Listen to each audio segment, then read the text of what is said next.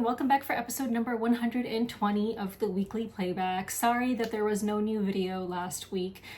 That week I had a really busy time at work and I actually ended up playing no board games. But this past week I did play some board games that I can talk about, which are new to me. Actually, I'm going to wait on one of them. So this past week, which you'll find out, I got to play Sweetlands, which I'm going to talk about in this video. I also played Ultimate Voyage, which is another game that's also coming to Kickstarter in October, but we had to cut our play short, so I want to try to complete a full play of that before I discuss it. So I'm going to try and do that at my tomorrow night game night, Monday night game night, and talk about it next week. So there will not be a discussion of Ultimate Voyage in this video, even though I did play the game a bit, but did not get to finish it. So I'll talk about two other games I played, one of which took up 6 hours, and I'll talk about that in a bit. So I think that is all I need to say right now. So let's just get into the games that I played.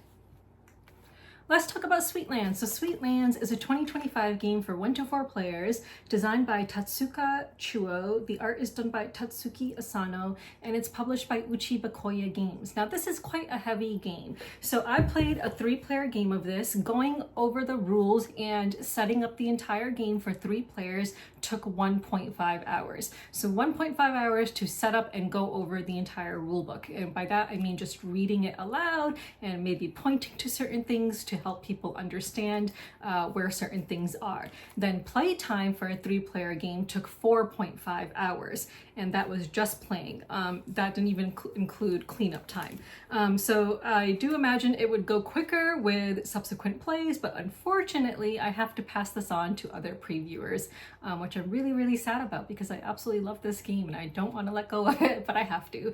But I do imagine subsequent plays would be quicker. So the box does say it's 100 to 200 minutes.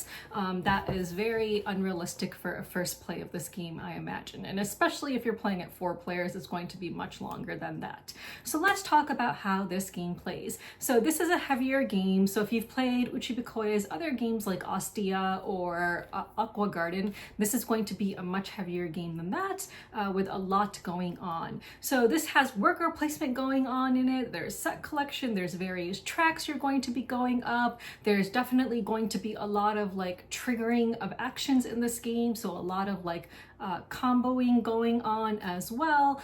There's various paths to victory. There is just a lot going on in this game and it is really, really good. So let's just get into it. So let me just show you the various characters that you can play with. I already slotted one in. So I played as Nata Pastel because that is a dessert that I really love that you can get in Portugal. So you're going to choose a character and then put it into your player board, which is dual layered. And yeah, and these are all double-sided and each character will have its own starting resources, which you'll see indicated here, and a special bonus ability that they have, and so on. So each character is unique in this game. And then, so you are going to have your board, and on this board, I'm going to throw up pictures, but you're going to have markers over here that will keep track of your income. So you're going to see up close that, you know, that just keeps track of what your income is and how much you'll collect during the income phase. And you'll use cubes in this section to keep track of what you actually have, and then spend those cubes when you're taking actions and so on. You're going to have buildings over here that you'll be putting out. There's going to be like cheese tents, cream puff houses, brownie buildings, and then over here you're going to have a special ice cream building, which we'll get to and talk about what that means. And then on top of that board you're going to have another board, and this is going to have some other buildings on it as well. It's going to have a track that you'll be going around with a carriage horse and maybe a locomotive if you get far enough to collect the locomotive. There's going to be bunnies on this board which you will be trying to put out, but you cannot put them out until you get along your food track with your food track marker. And again, we will get into all the details and all the different kinds of iconography and what all of that means. And then in addition to that, you're going to have your city board. Now the city board has an A side and a B side. It's recommended for your first game that you play with the A side, which is what this is and which is what we played with. This is the B side of the board. So when I talk about the game, I'll of course be referencing the A side. So those are your own personal player boards. Then for the main board, you're going to have this board, and over here are various prosperity tracks that you need to go up on. If you do not go up on these tracks, you will not be scoring for certain things at the end of the game. There's going to be action spots here, and there will be special tiles here with other actions that will be revealed at the start of round 2 and at the start of round 3. There's going to be skill tiles here, and I'll explain what those are and how you acquire them. So that is one of the main boards. In addition to that, you're going to have one of these smaller boards attached to the main board, which will just provide extra action spots. And then on top of the main board, you're going to have this board, which is going to have special tiles placed on it, which will give you certain bonuses at the end of the round when you pass. And I will get into all of that when we get to those parts of the game. So how is this game played? So this game is played over 5 rounds, and you're just going to be taking a turn when it's your turn until you decide to pass. So on your turn, what can you do? So you can either use an action space, you can play a citizen's card, you can use a flip ability, or you can pass. So when you use an action space, what you're going to do, there's going to be a general supply of these action markers. So you don't just have your own action markers, there's just a general supply of them. You're going to take one of these action markers and place it onto an action that you want to activate. So for example, let's suppose I wanted to do this action. This action means that I can spend 2 diamonds in order to go up 2 spaces on any prosperity track. That's what that means. So let's suppose on the first one, I would put the action disc in the first space. Since I'm the first one to take that action, I only need to discard 1 citizen's card from my hand in order to take that action. Now you're going to start the game with 5 cards in hand, and for the first 4 rounds, you cannot spend all 5 cards. You must end the round with a card in hand. So you start the game with 5 cards, but you might not use all of them. And you're not supposed to use all of them.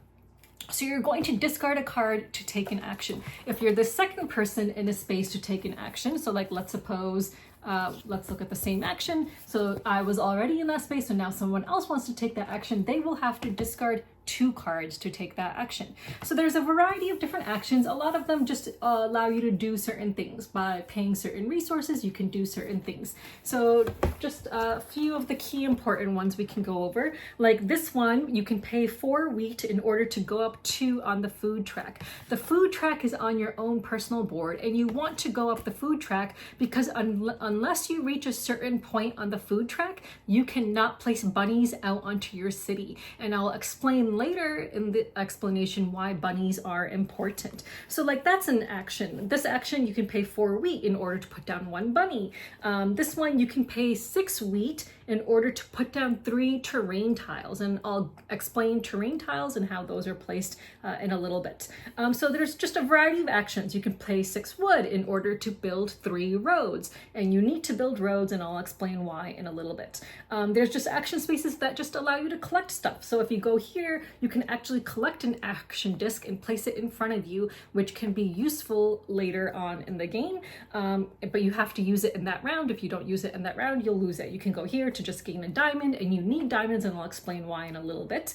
You can go here to just draw 2 cards. Of course, you're going to spend 1 card in order to then draw 2, but that can be very beneficial if you have cards in your hand which you cannot pay, and in the first round, it's very unlikely you'll have cards in your hand that you'll be able to play because they're expensive to play.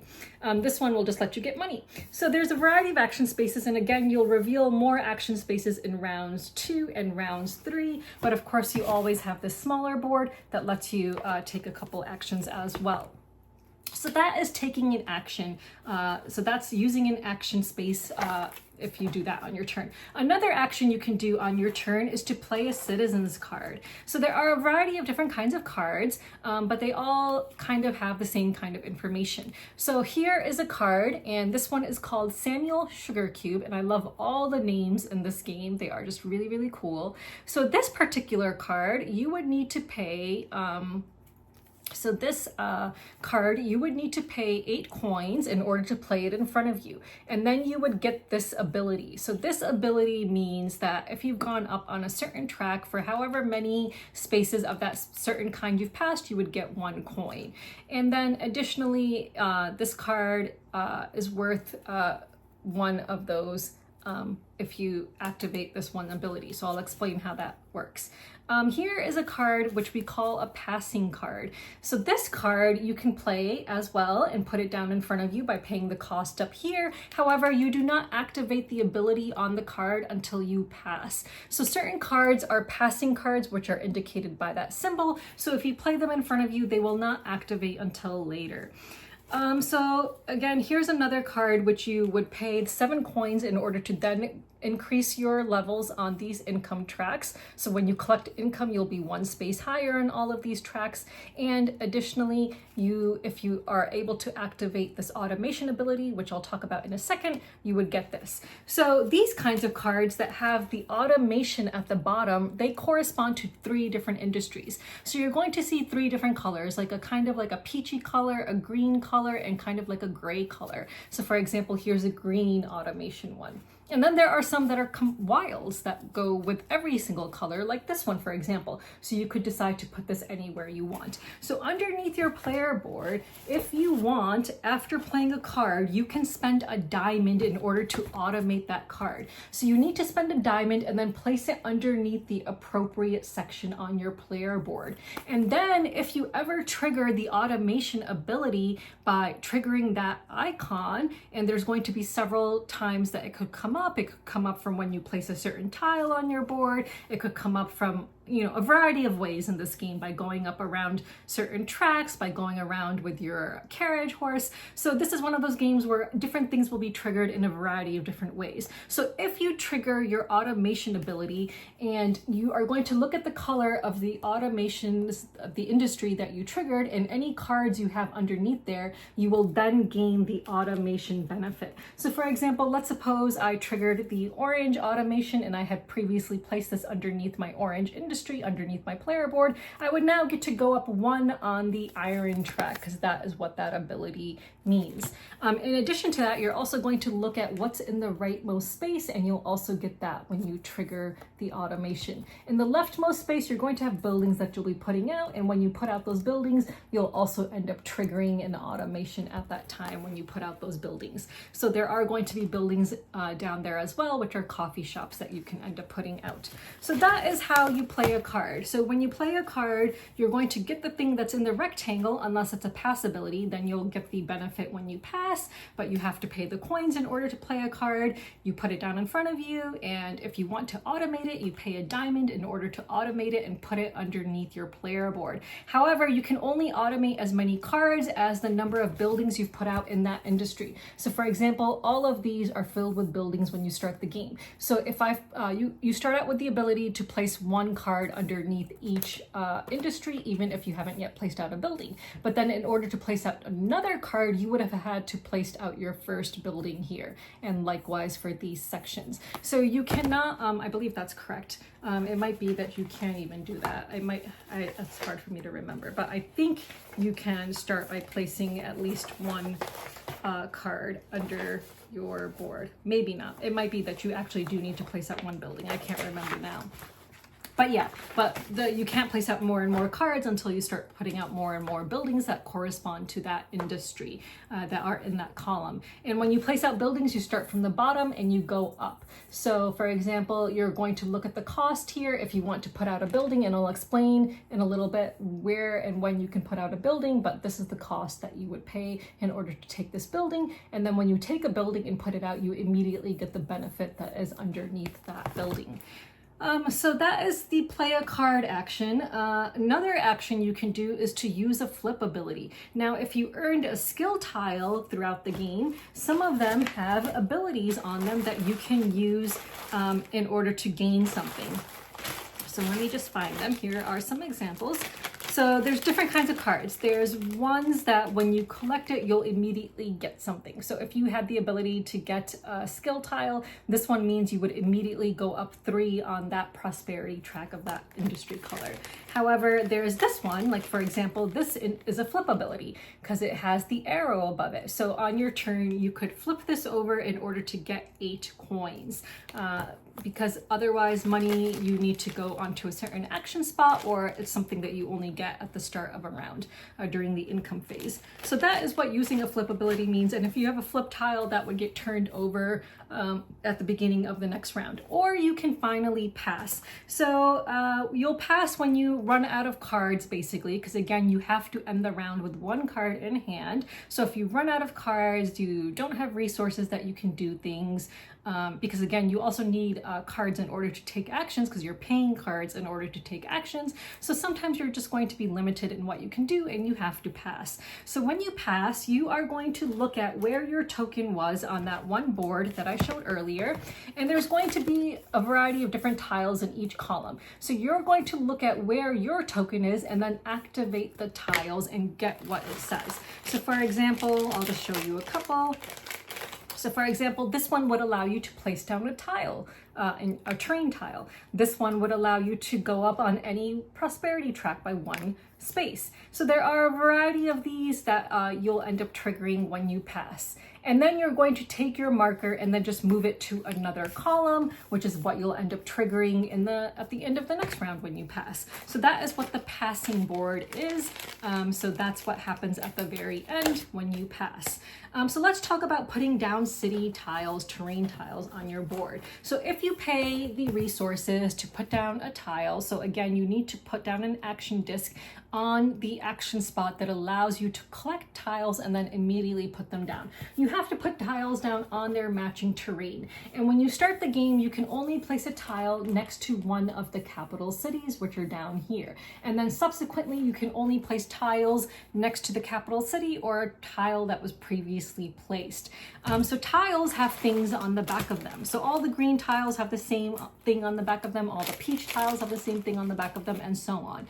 So what they have on the back of them is the ability for you to increase your income level for a certain thing or go up on that prosperity track associated with that color. So greens will allow you to go up on the wood income track so that you can collect more wood when you collect income. Peach, let's see what peach did because I can't remember all of them at the moment. Peach lets you go up on the wheat income track or go up on the peach prosperity track. Blue lets you, I believe, where is blue? Blue lets you go up on the money income track, and that's it because there is no blue prosperity track. And then gray lets you go up on the iron income track or go up 1 space on the gray prosperity track. And again, you need to go up on those prosperity tracks because that will determine how many points you can score for certain things at the end of the game. So when you place a tile, you're going to put it face down so that those sides with the special abilities, which I just discussed, are not showing. So you're going to put the tiles face down, and as I indicated, in their matching sections and adjacent to previously placed tiles. When do you get to flip over a tile? You get to flip over a tile when you add a road next to it. So one of the actions, as we discussed previously, was to build roads. So if you took that action, you could then place roads in between adjacent tiles.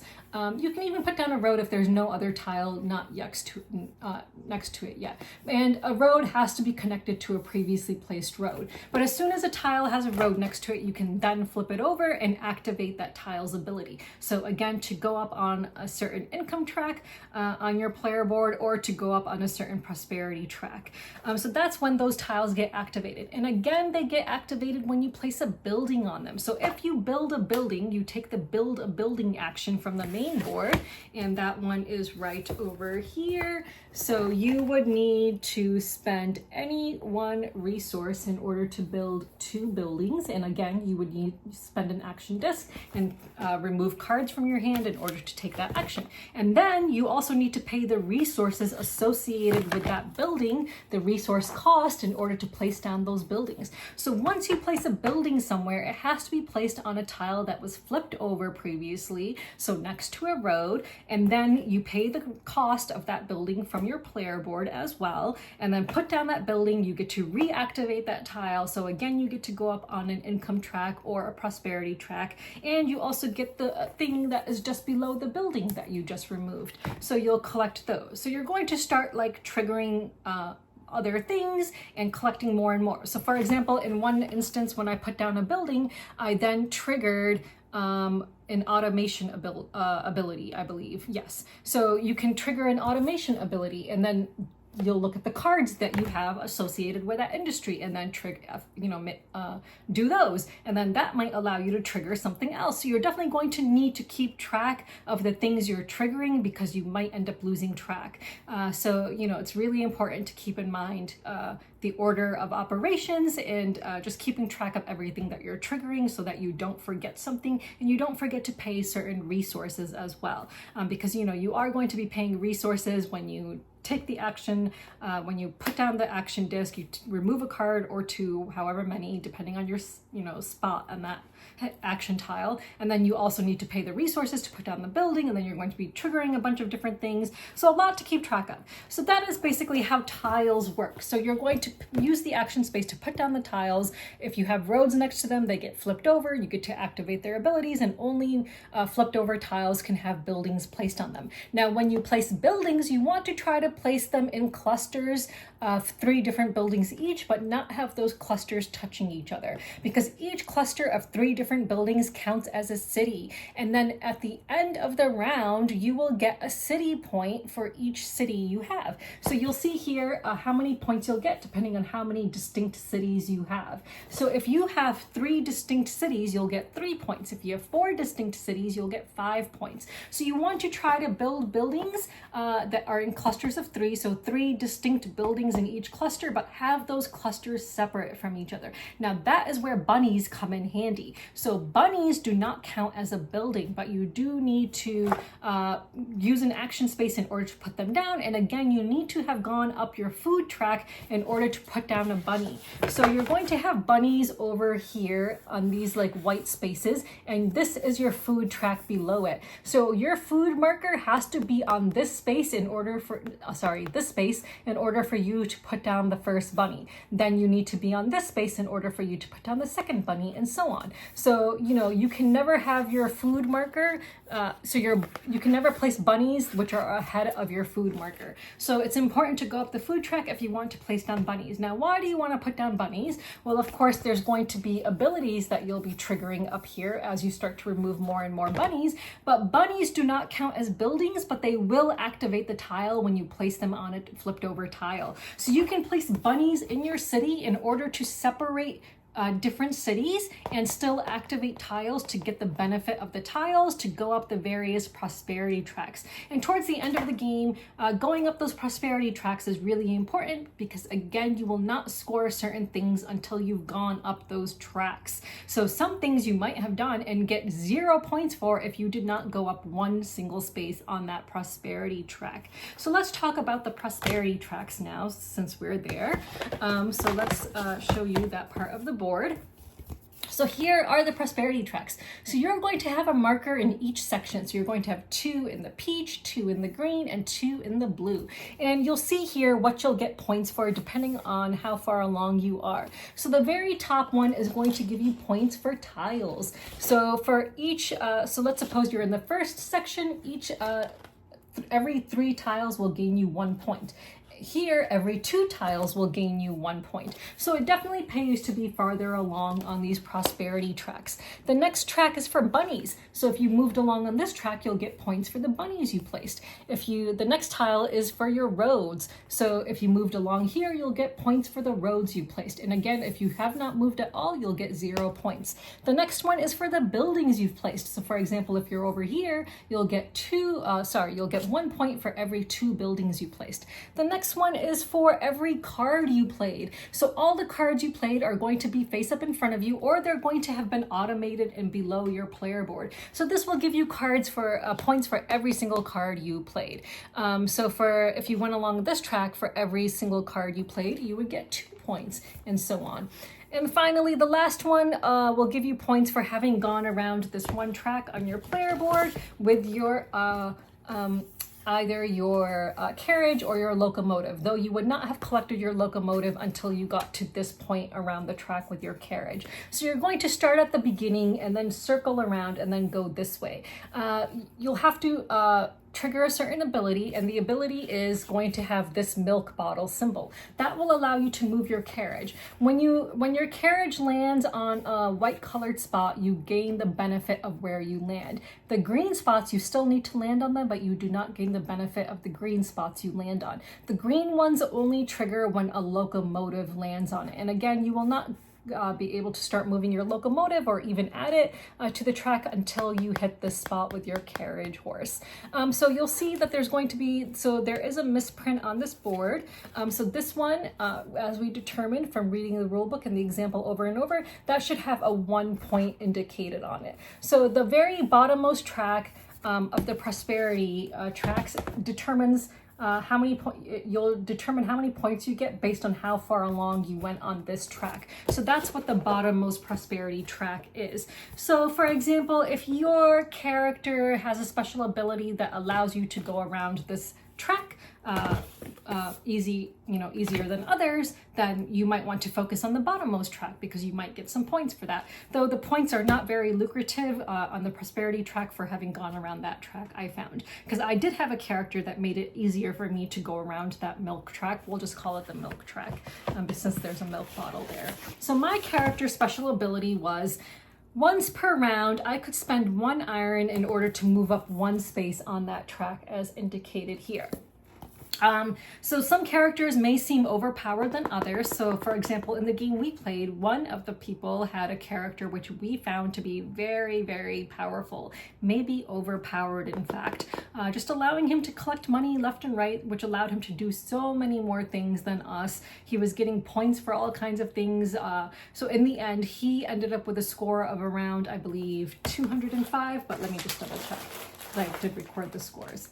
So at the end of the game, with his special character, he ended the game with 200 points. I ended the game with 106 points, and then the next person ended the game with 94 points. So as you can see, me and one person were pretty close to each other, but that one person with a really powerful character was way far ahead of us. And, you know, he just kept on getting to do stuff while we could not.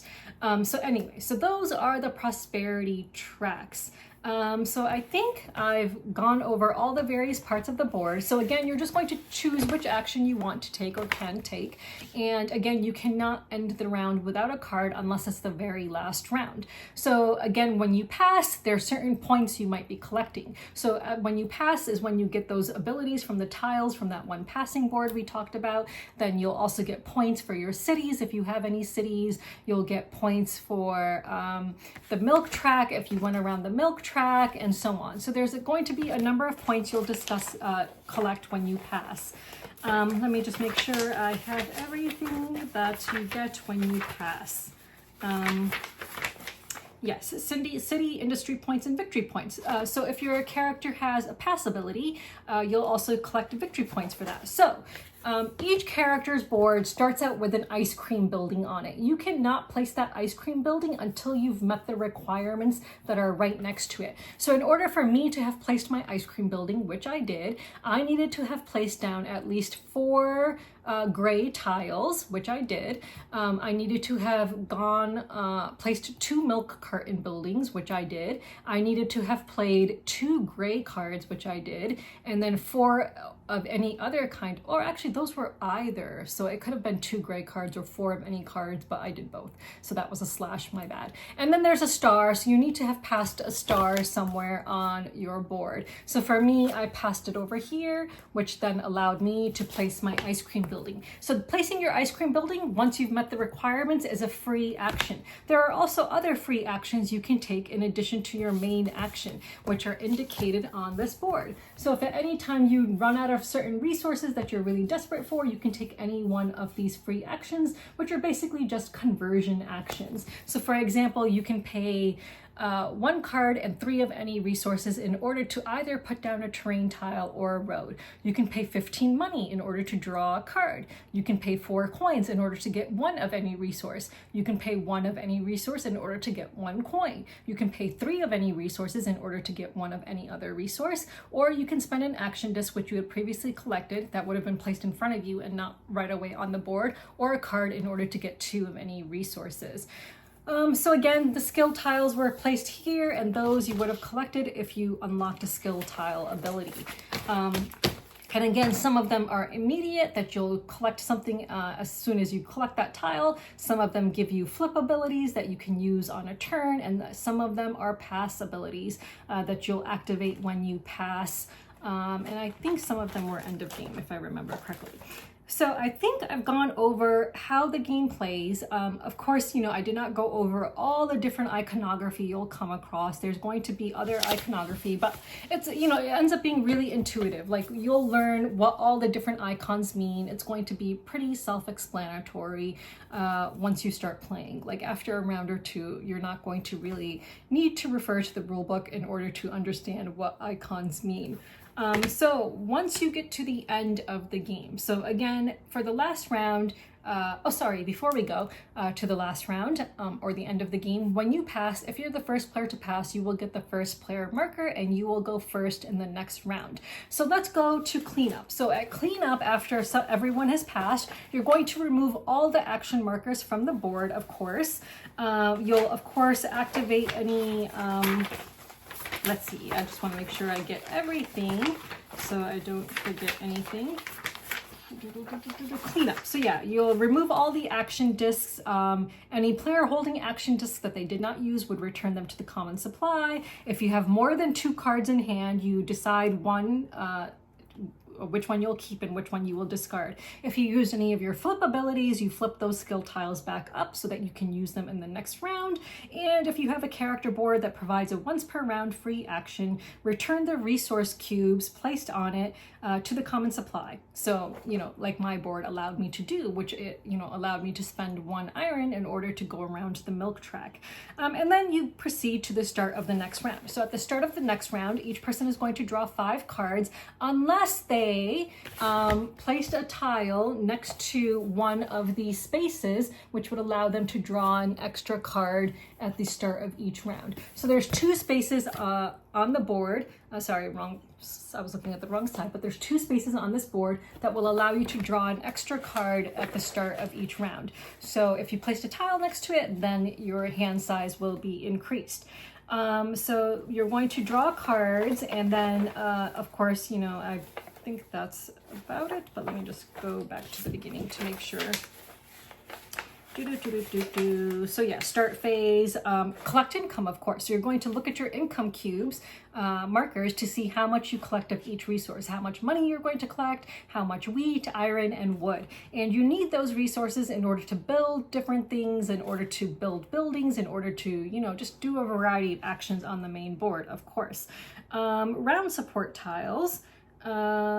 So yeah, if you have any bonuses you receive, you would get those. You'd look at your character board to see if they have a special income ability.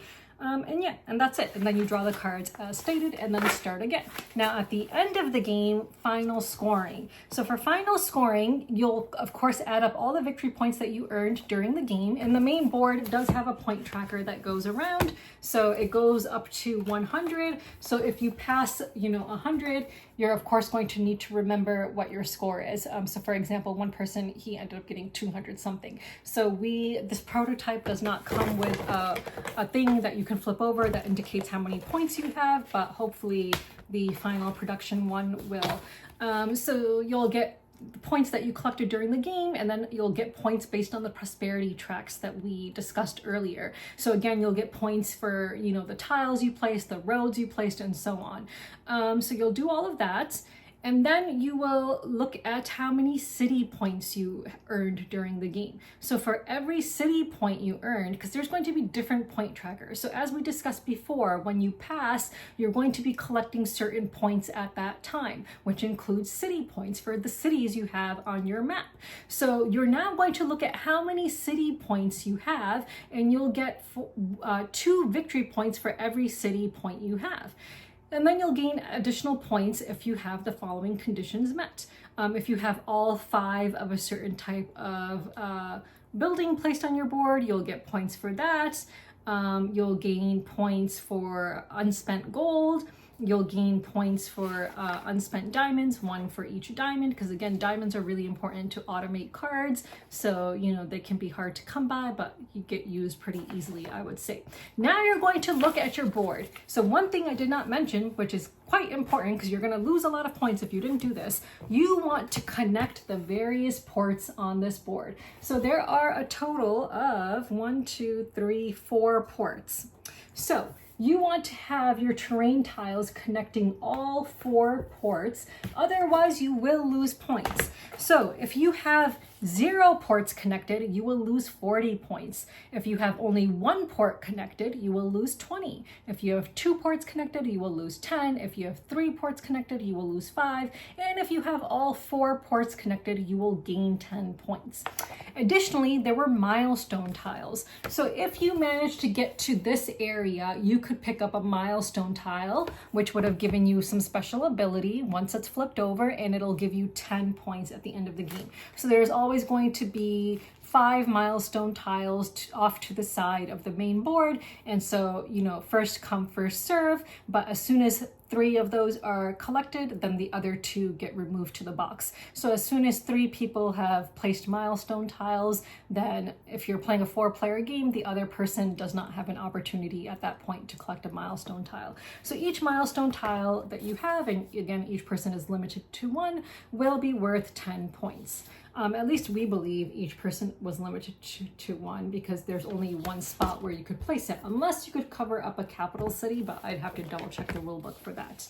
And then I believe that's it. And then whoever has the most points will win. So that is Sweet Lands. So yeah, it's a pretty hefty game, but again, once you learn what the basic actions are, to either place an action disc by spending cards and then by spending a variety of resources to do the action indicated on that action space, that's one main action. Another main action is to play a card, and if it has an automation ability on it, you can also spend a diamond in order to tuck it underneath your board. But again, you need to have placed out a certain number of buildings, which will determine how many cards you can place in your automation underneath your board. Another action is to simply use a flip tile that you acquired from one of those skill tiles, or you can pass, and when you pass, you will gain things and also add up how many city points you have and so on, and go up on the various tracks for that. And again, there's going to be abilities that allow you to go up on the prosperity tracks, which you need to do, and you need to go up on the food track in order to place out bunnies, and you need to go around the milk track in order to collect certain points for that. So that is the game. So yes, really, really fun game. I absolutely loved it.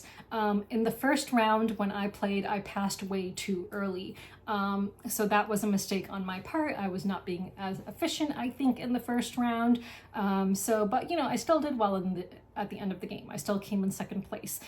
It's not a game that's going to take a long time for you to catch on, onto what you need to do. Yes, there's a lot going on, but you'll see how it all interconnects.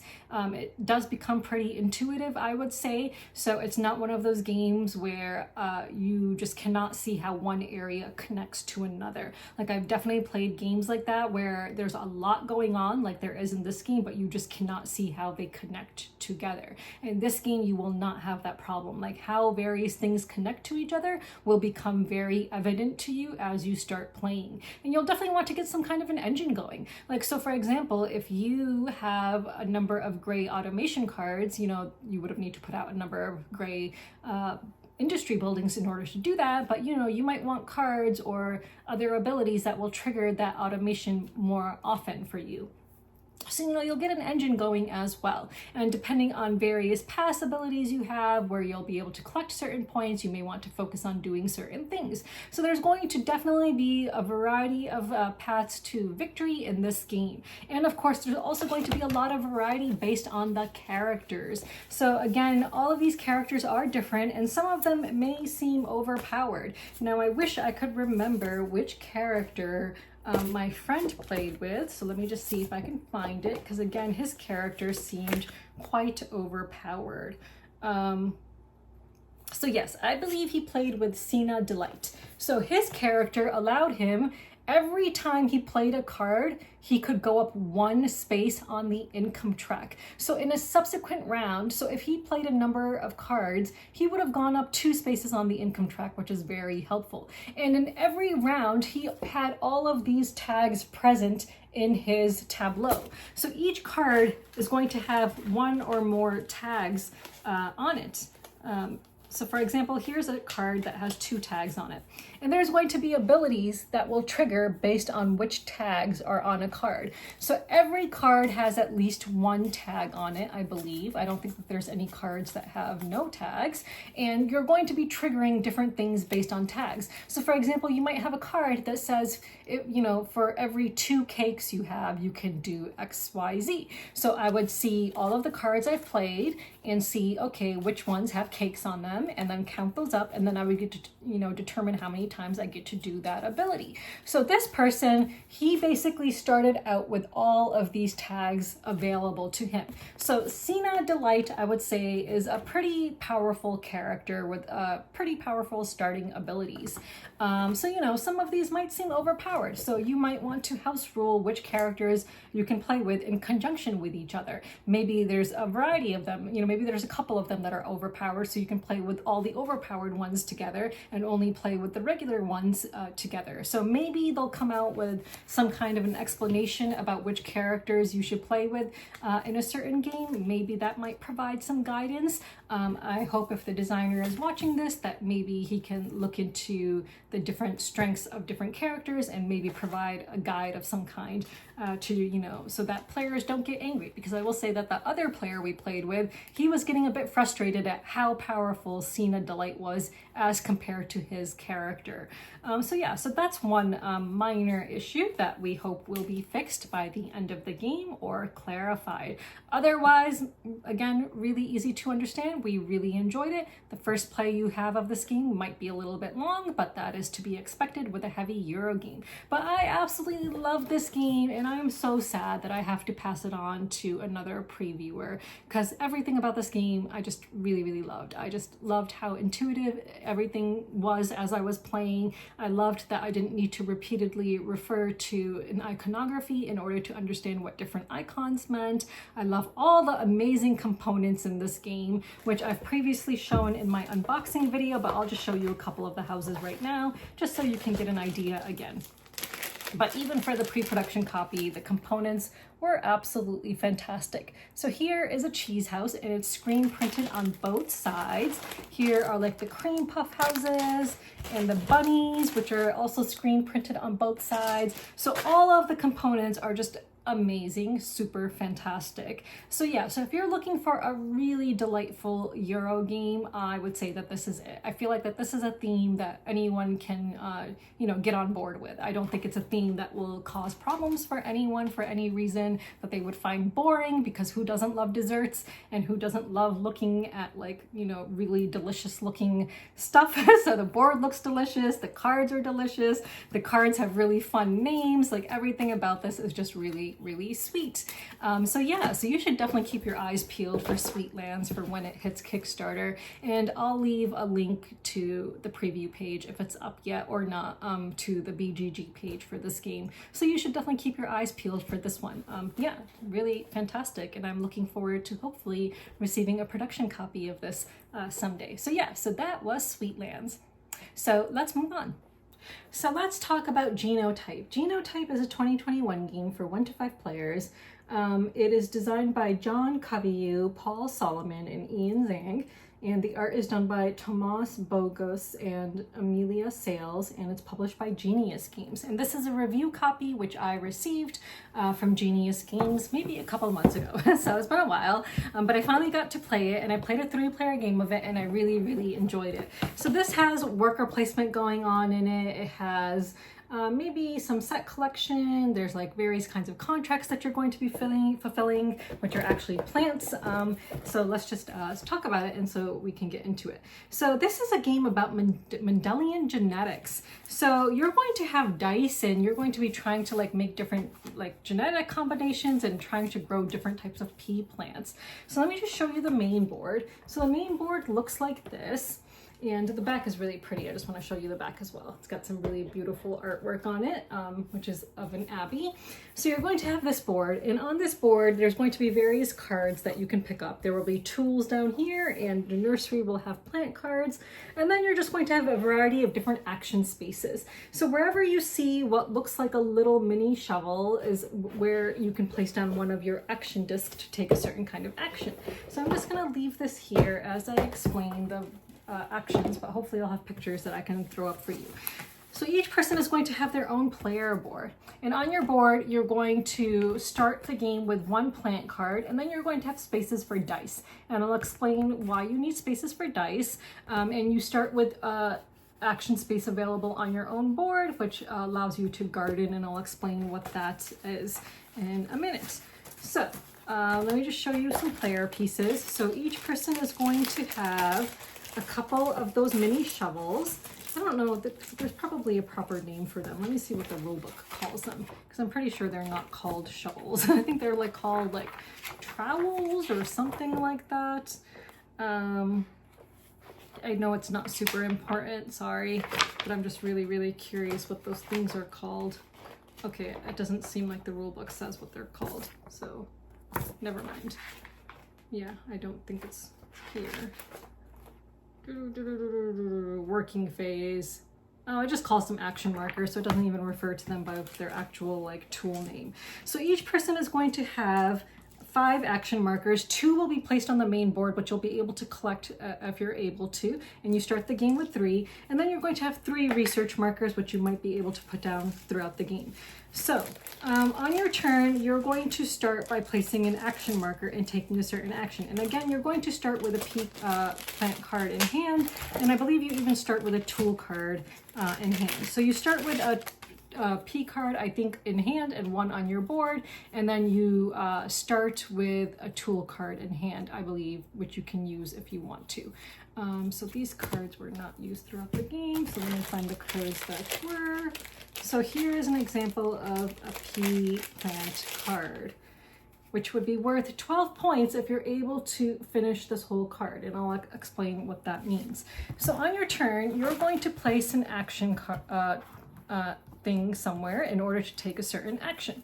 So let's suppose you go to the gardening action. The first thing you can do is to harvest any plants that are fully completed. So when you complete a certain level of a plant card, you're going to put a marker on it. So you're going to put a certain token on it to show that that part is complete. So once you have all 4 things complete, that will allow you to harvest that plant and move it off of your player board and score the points for it at the end of the game. So if you do the gardening action by placing your tool over here, your action marker, the first thing you can do is harvest any plants which have been fully completed. Then you can plant a plant card. So you can take a plant card from the board, or take one that you already have in your hand and put it down into one of your garden plots. So you start the game with only 2 garden plots. You can earn extra garden plots throughout the game, and I'll explain how you get additional garden plots.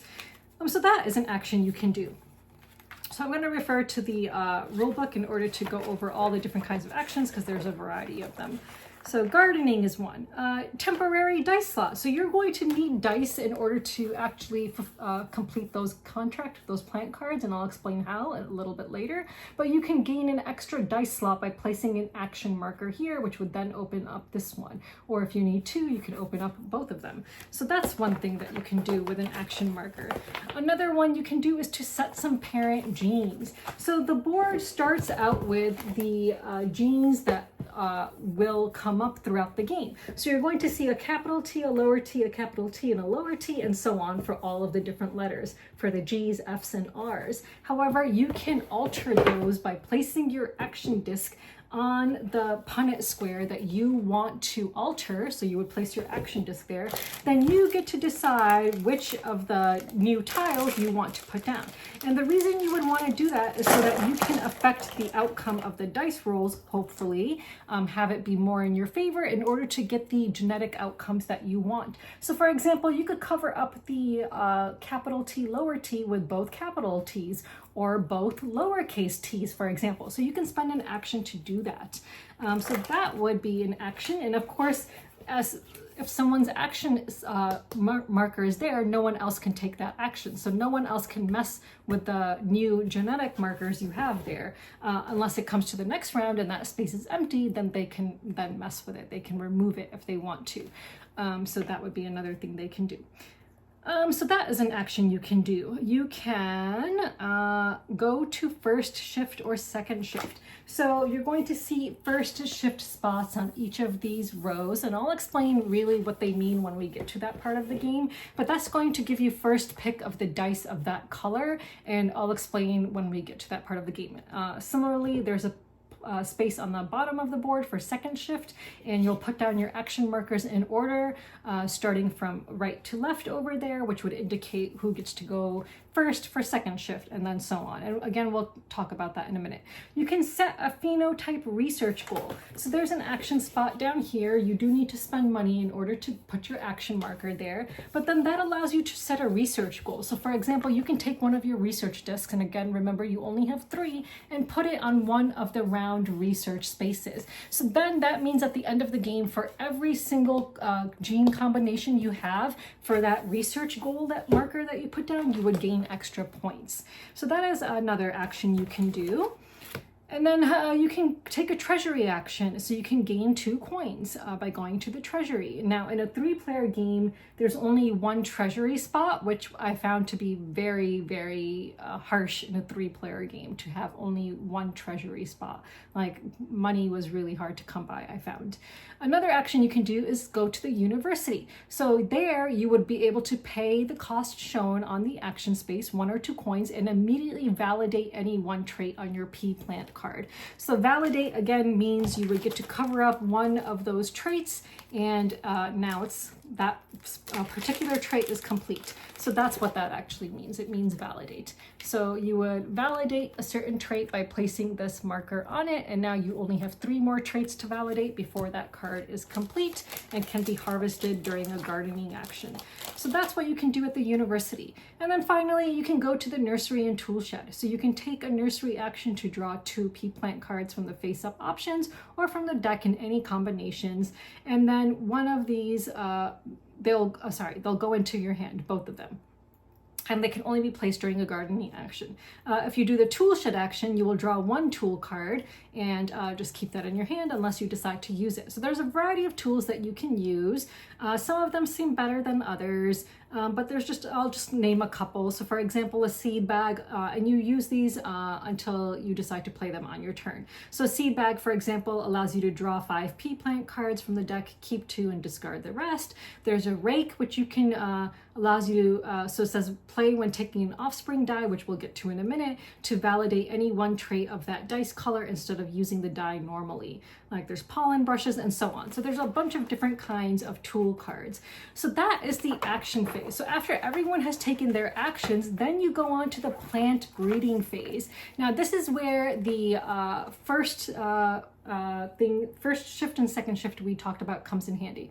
So at the start of the plant breeding phase, you're going to take all of the dice of all of the colors and roll them. So there are 5 dice of each color associated with the different kinds of traits. You're going to roll all of them, and then based on what comes up, you're going to then allocate those dice onto the main board. So for example, if you have 2 of those X's, 1 3 and 2 1s for green, you're going to look at the Punnett square and determine where the dice get placed onto this part of the board. So for example, if it's a 1, you'll see that it's going to be placed above the big GG because that's where the 1 is, GG. If it's an X, that means it's a de novo mutation and it'll get placed here. And that's kind of a wild die, which can come in very handy. So you're going to look at the results of all of the dice rolls and then place the dice into the corresponding sections.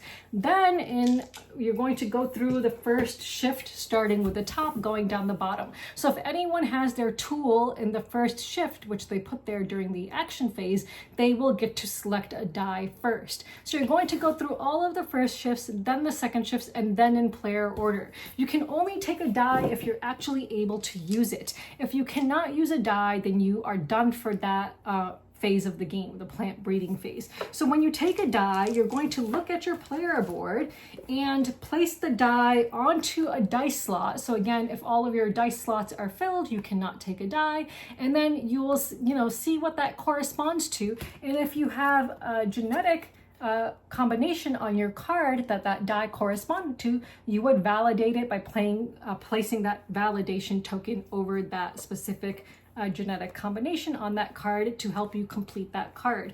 So that is what you're doing during the plant breeding phase. Now, if you collect one of these mutations, you can then take any die of the same color and have it be any genetic combination. So it kind of helps you in that it's a wild, basically. However, of course, it's going to take up 2 dice slots on your board, which will use up more spaces. So while it can be useful, it's going to use up more spaces. So that is a plant breeding phase. So you're going to, again, go with first shift, second shift, and then in player order until everyone has taken all the dice they're able to, and so on.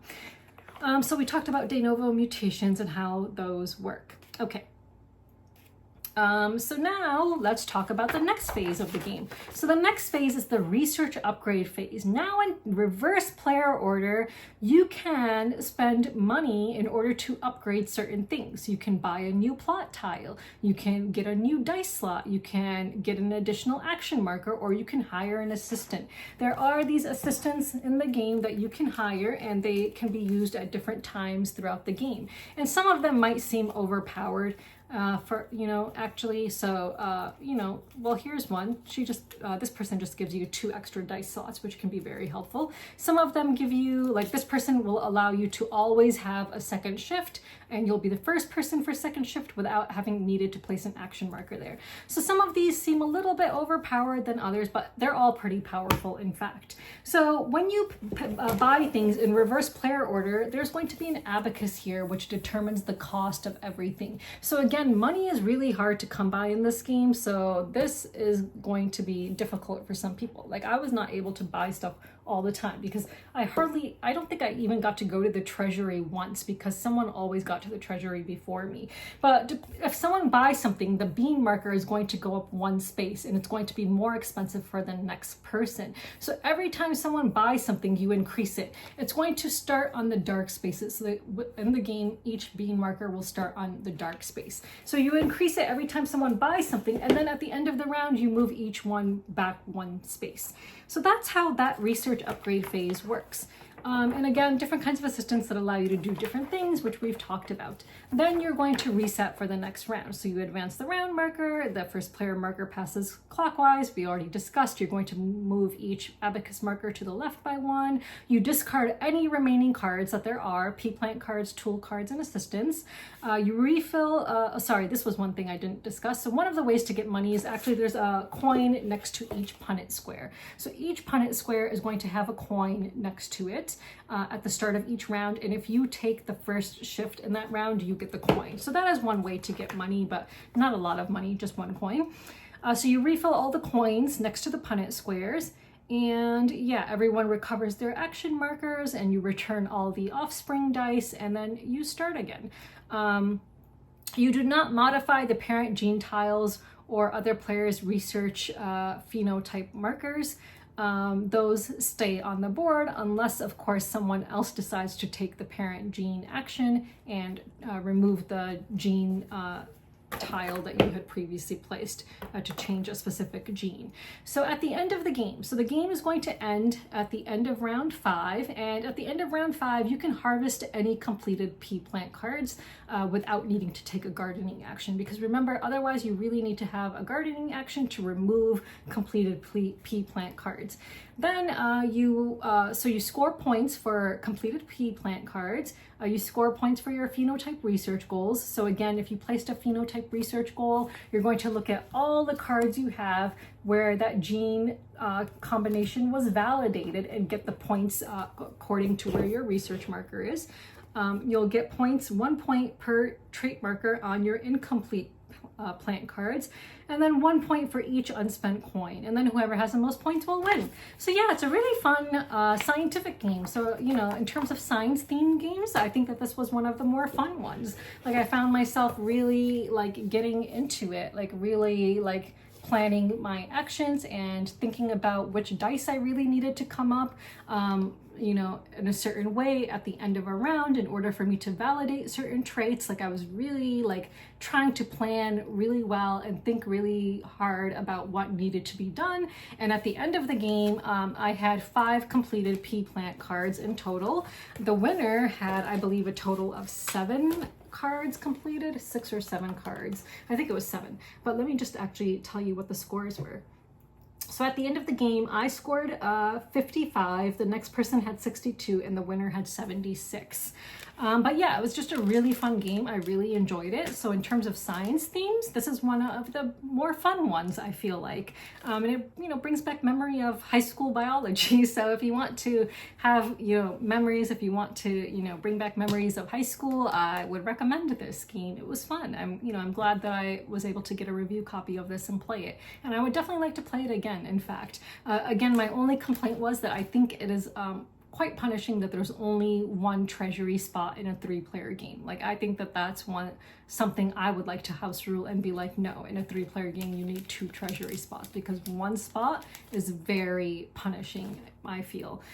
So yeah, I think that's the only criticism I had of this game, in fact. So I really enjoyed it, and if you're looking for a fun science-themed game, then you should check this one out. Of course, I am not an expert in genetics, so I can't really speak to whether the theme and the mechanics go really well together.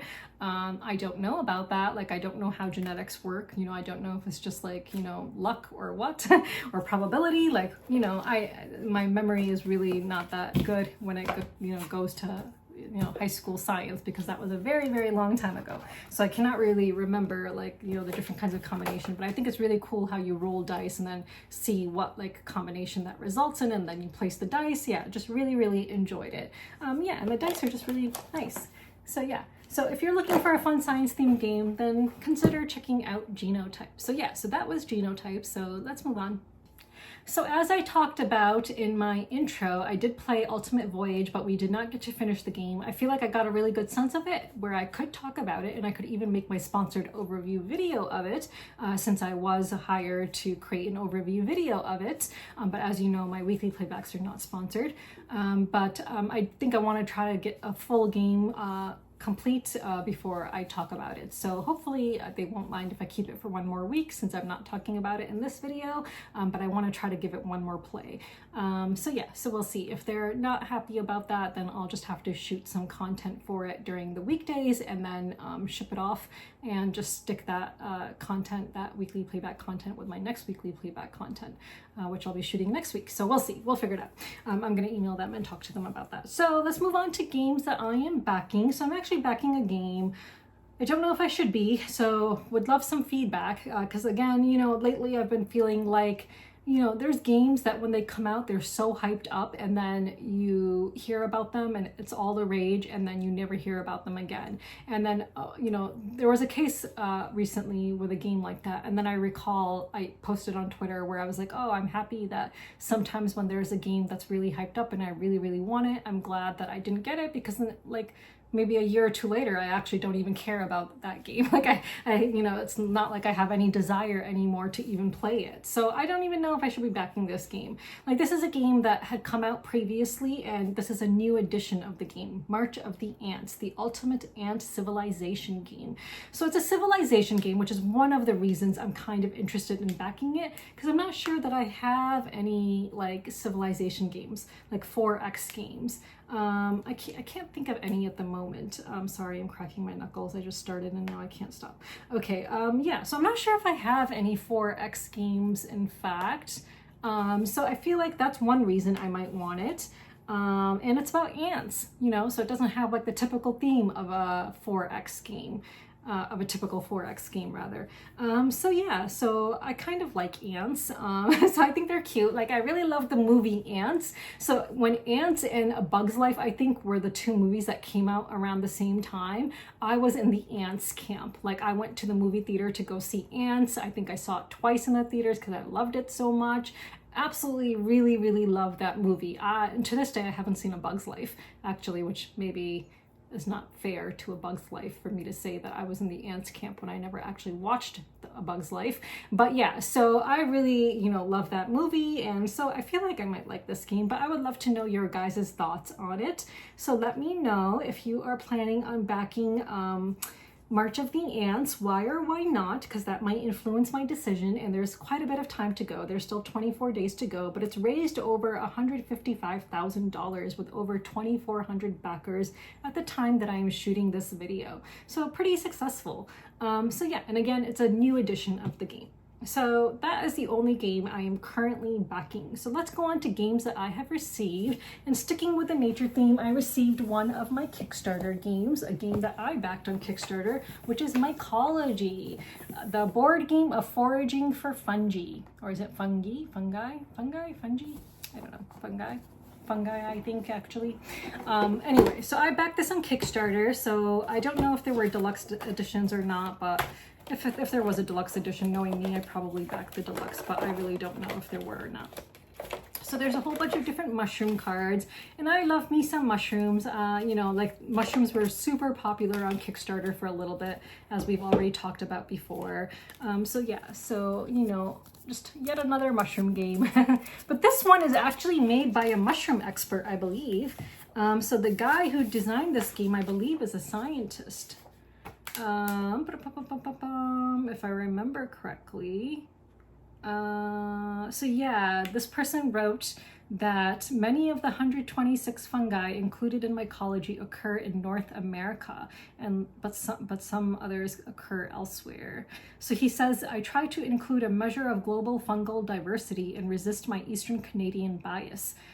So yeah, so this guy, you know, he works with fungi or mushrooms, if I recall correctly. And there's a whole glossary of the mushrooms in the back, which is so cool. Like, it just gives like basic information, like real information about the mushrooms, which is so freaking cool. Like, there's just so many of them. So that's really cool to see. So yeah, but let me just, all the cards fell out of the slots. So let me just try to stick those back in and show you the rest.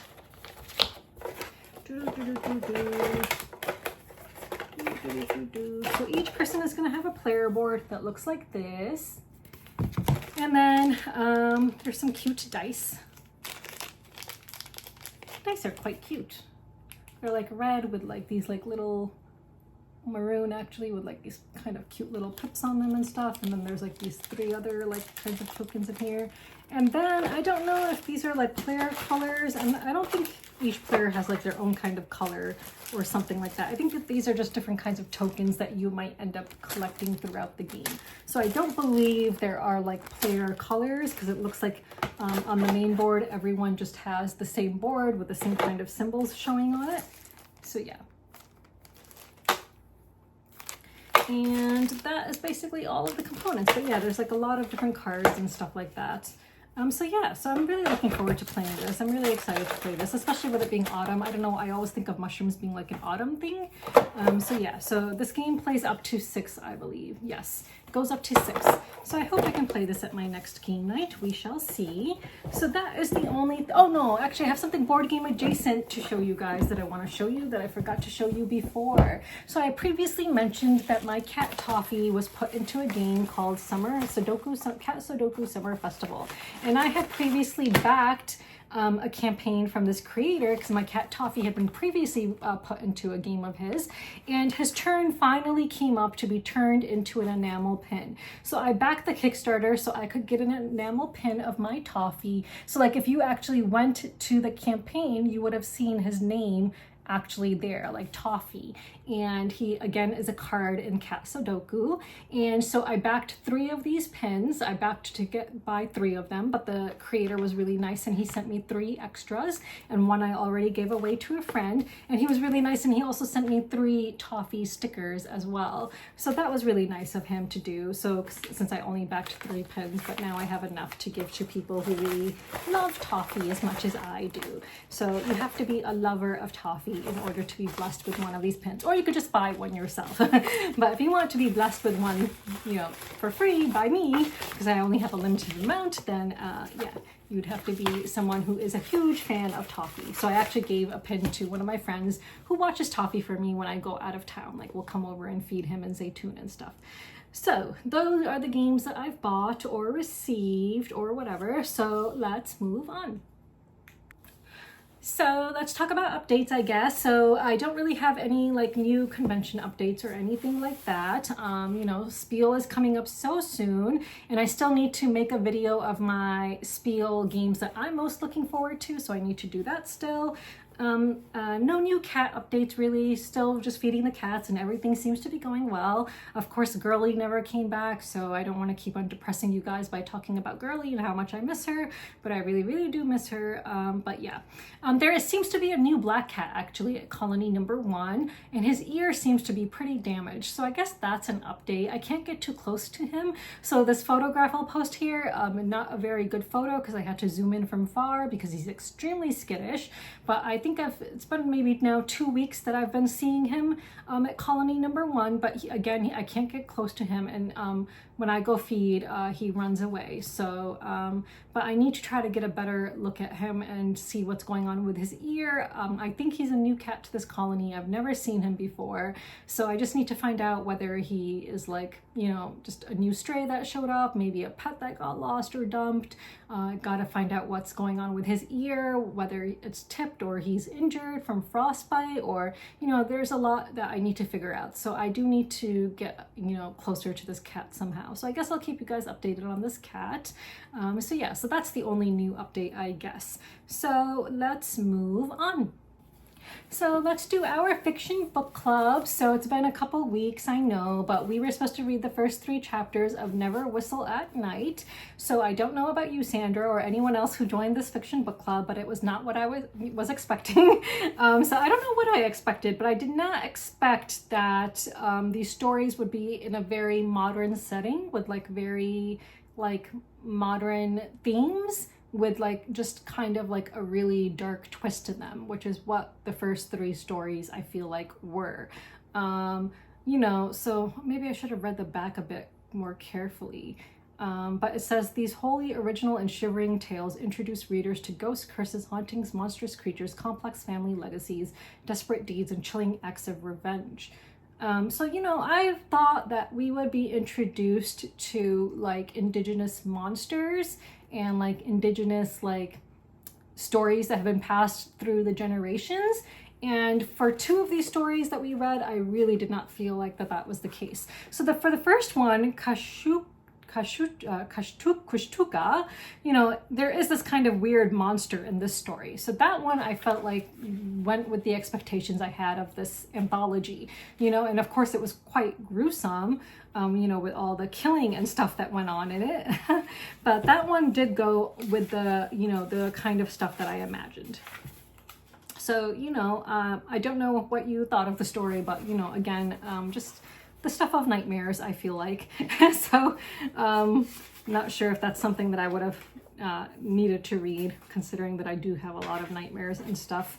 But yeah, so that one just kind of like was, you know, a bit gruesome, but it went along with what I thought it was going to be. However, Whitetails and the next story, quite disturbing and not what I thought they were going to be. So again, I thought that these stories would introduce us to indigenous like folklore and monsters. Instead, in White Hills, what we get is a story that reminded me a lot of another book I read. So if you've ever read the book Passing by Nella Larson, it's about this woman who is half black and half white. So she's passing, or I don't know if she was exactly half and half, maybe it was less than half and half, but maybe it was less than 50% black, but she could pass as a white woman. And this story took place in the 1920s. So it's about this woman who's married to a guy who's quite racist actually, and he uses the N-word around her, and he doesn't know that she is half black and half white. So it's about, you know, these other black women who she's friends with,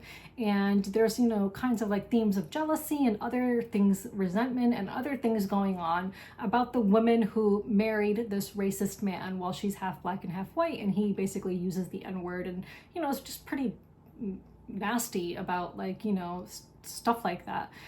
So that this chapter reminded me a lot of that. So in this chapter, you learn that Marissa is, you know, she has a Native American blood, and she's married to this asshole who then like basically tells his mother that he's married to someone who has Native American blood in her, and then they do horrible things to her. And she, in the end, chooses that she wants to keep this like luxurious life she has. So she's willing to go along with the horrible thing that her mother-in-law wants to do in order to allow her to stay married to her son, which was quite horrific. And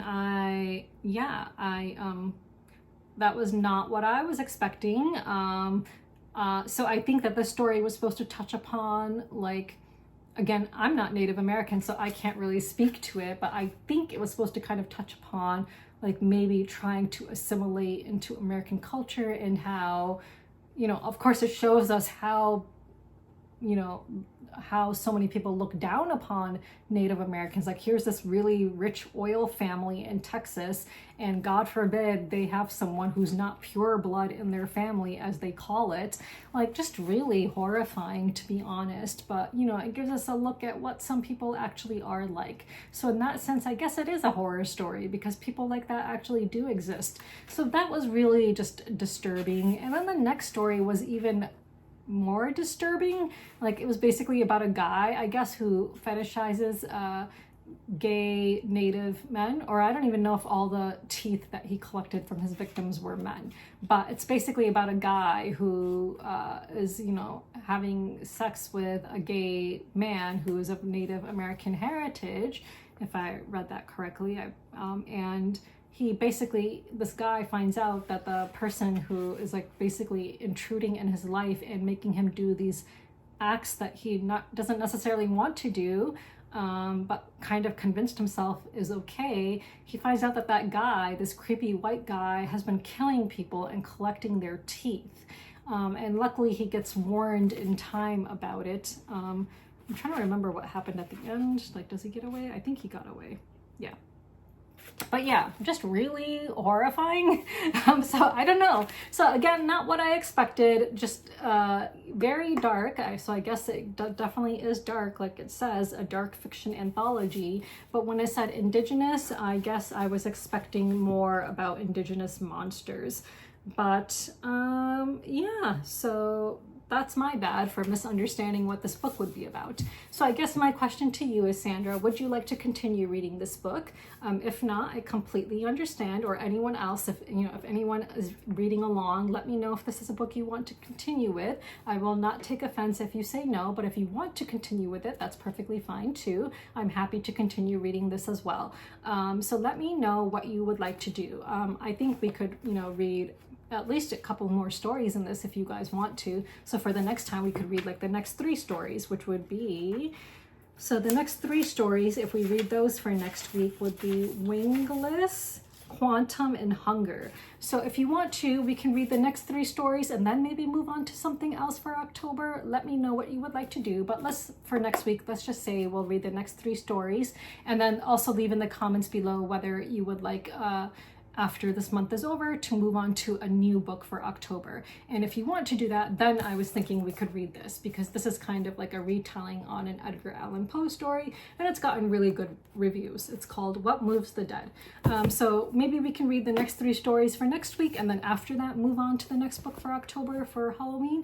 So let me know your thoughts, and let me know what you thought about the stories. Were you as disturbed as I am? I mean, I hope so. I think if you're human and you have empathy for all other humans, then you should be as equally disturbed. Yes, because it was very disturbing.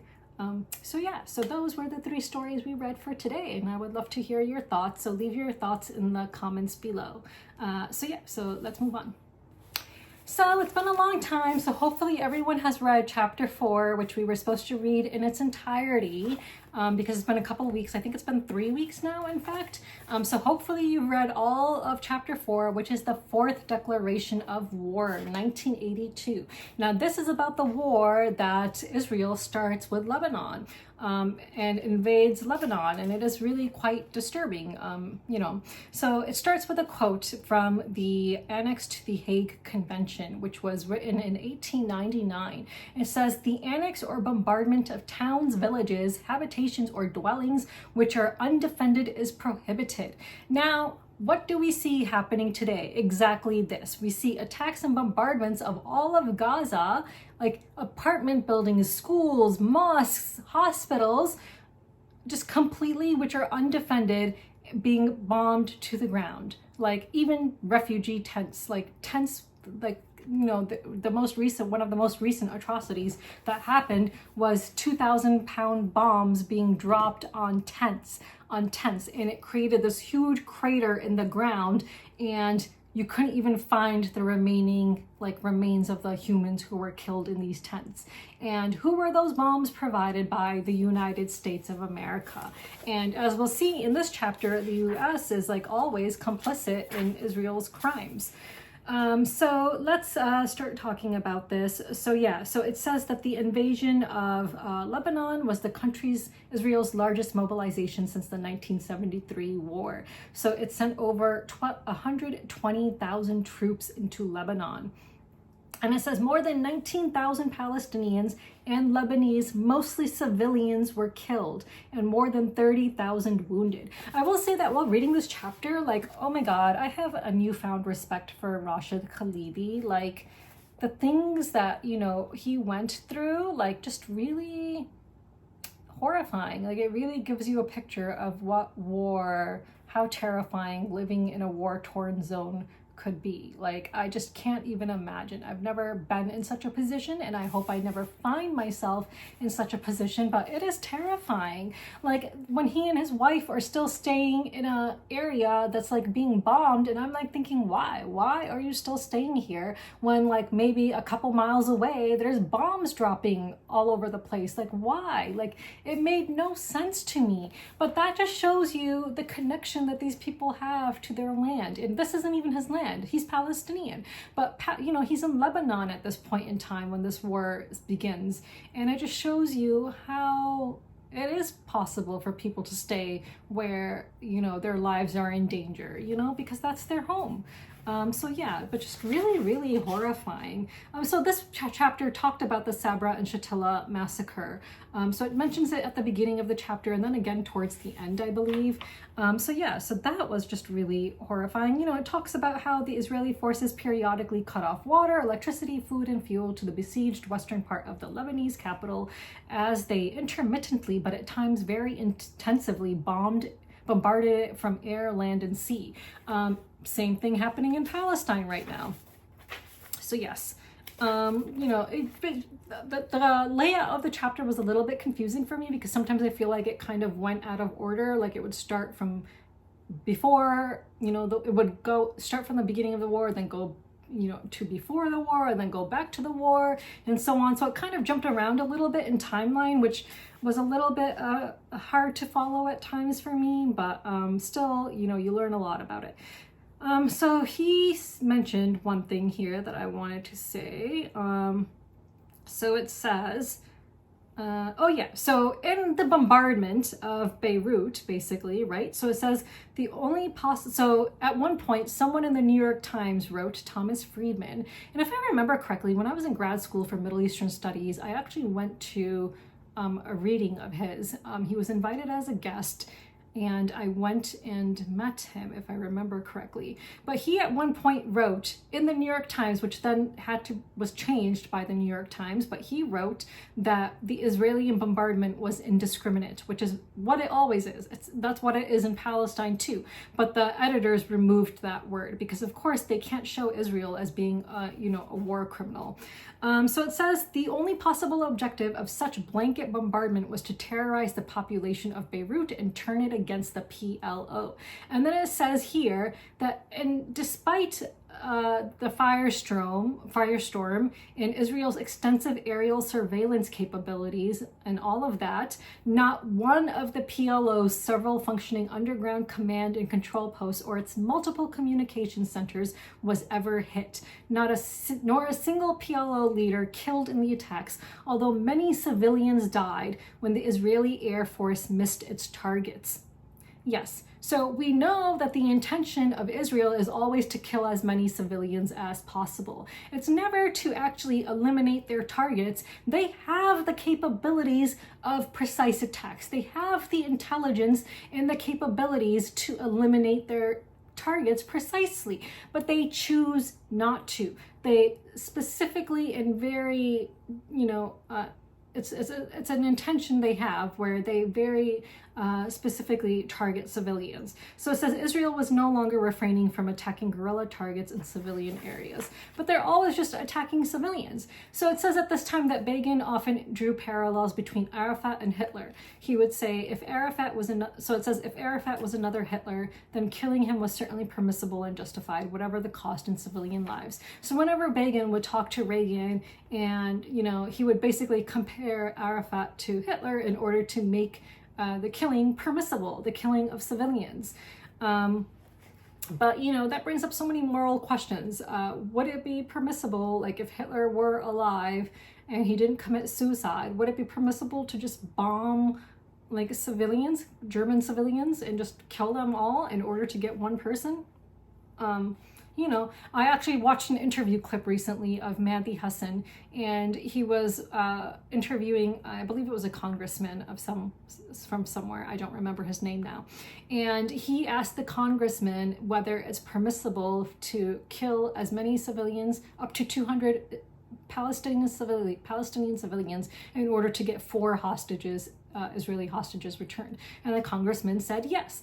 And then Mehdi Hasan asked him, okay, so is it permissible to kill 200 Israeli civilians in order to get back, the same number of Palestinian hostages? Like how many Israeli citizens can civilians can Palestinians kill then in order to get their hostages who are being raped and killed in Israeli prisons, torture chambers essentially. And it's been documented by the New York Times and CNN, the kind of torture and rape that takes place in these prisons. And he asked the congressman, so that's permissible then, right? And he was like, no. And then he had to do all these mental gymnastics in order to explain why it's okay for Israelis to kill civilians, but not Palestinians in order to get their hostages back. And the reason is because they don't value Palestinian lives the way they do Israeli lives. So in their minds, they can kill as many Palestinians as they want in order to get back a handful of hostages, but not one Israeli civilian should be killed for a Palestinian, because Palestinians' lives just do not matter. But yeah, so let's move on. So I talked a lot about convincing Reagan and the role that the U.S. administration played in the massacre. So then it talked about how actually one of the largest demonstrations in the Middle East that took place was in Tel Aviv in protest of the Sabra and Shatila massacres. So the Sabra and Shatila massacres were horrific, in which all these people conspired after there had been a ceasefire, after they had come to an agreement you know, and the PLO left, and then they go in and massacre all these civilians and kill them. And it was really, really horrific. And one of the things that this chapter showed was that when agreements are made with Arabs, like they do it in such a way that they can, you know, basically then turn around and say, oh no, there was no agreement. And when I say they, I'm talking about the United States. Like it talked about how the agreement that was reached was just typed up on plain paper with no like headings, you know, no official headings, not official state paper. And it just basically, you know, stated the agreement that the US said it was coming to for the PLO with, you know, withdrawal from Lebanon. And then basically you find out that that piece of paper is meaningless. And I don't understand why these leaders, these Arab leaders, did not demand more. Like if I were the one who was making a deal with the American government and saying, okay, for this bombardment of Lebanon, southern Lebanon to stop, we're going to withdraw. And, you know, here are the terms of the agreement. And one of the terms of the agreement was that civilians would be protected. And they put it on a piece of paper with no official headings, nothing. It's not official letterhead. And, you know, the Palestinians are just supposed to accept that. Like, why would they not demand more? I just don't understand. And I hope that they've learned from these mistakes, because it's infuriating to read this. It's infuriating to read how the Arabs just get fooled time and time again. The Palestinians get fooled and messed around with time and time again. It's just really, really upsetting.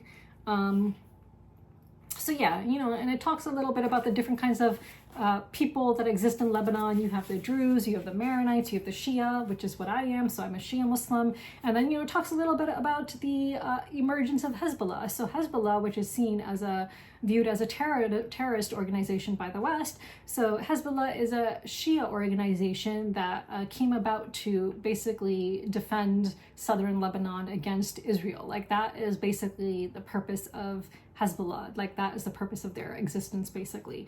And as we've talked about before, it is a right of occupied territories to defend themselves. And we've seen earlier on in this book how it came about that, you know, Muslims and Arabs started to be labeled as terrorists because that helped Israel in its agenda.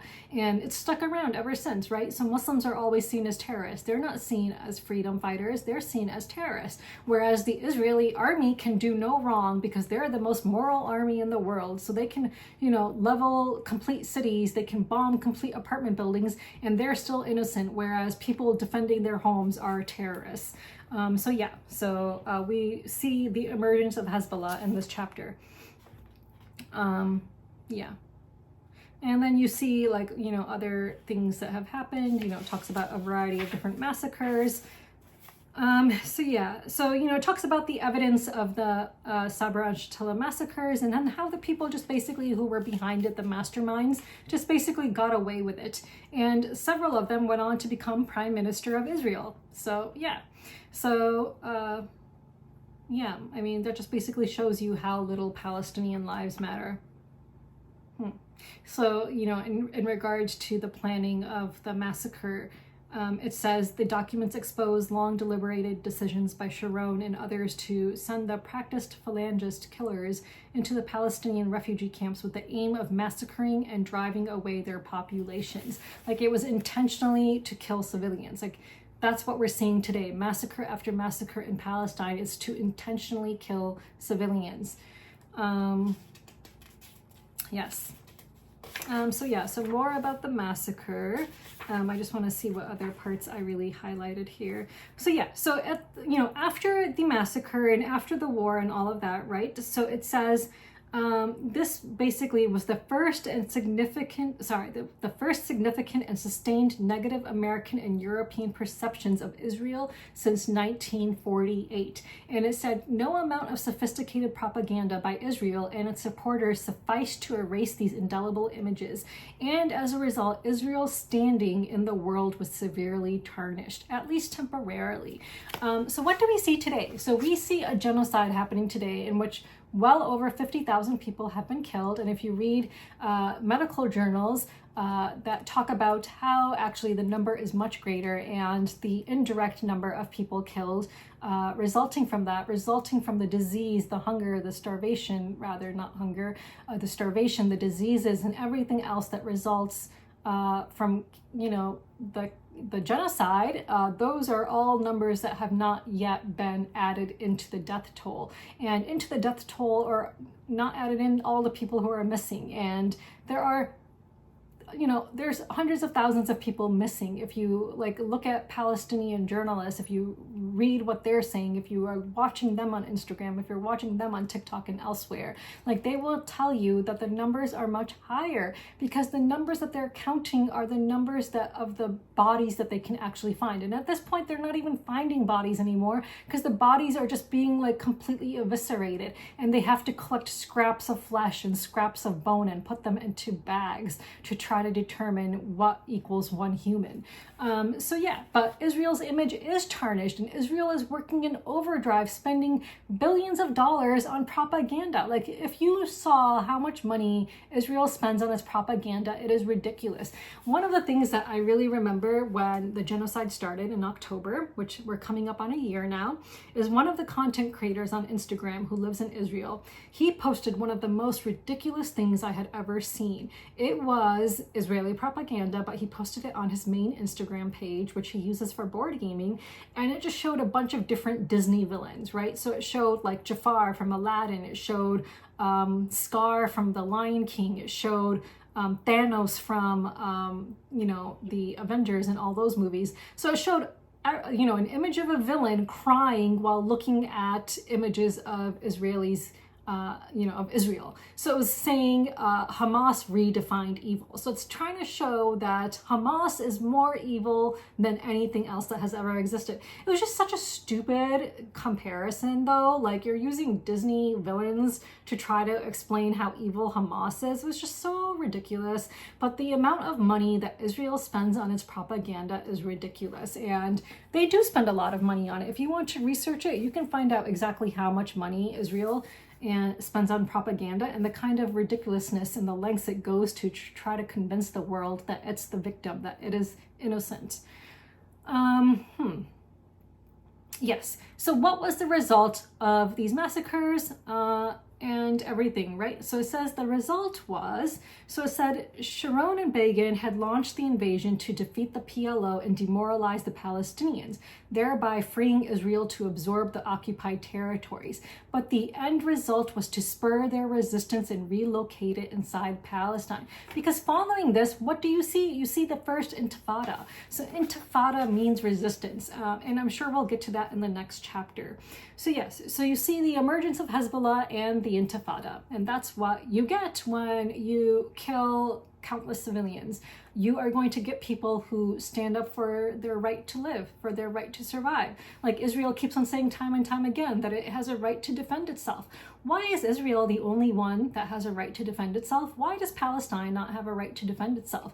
We can see right now that the genocide has now entered a long time ago, but now more severely in the West Bank.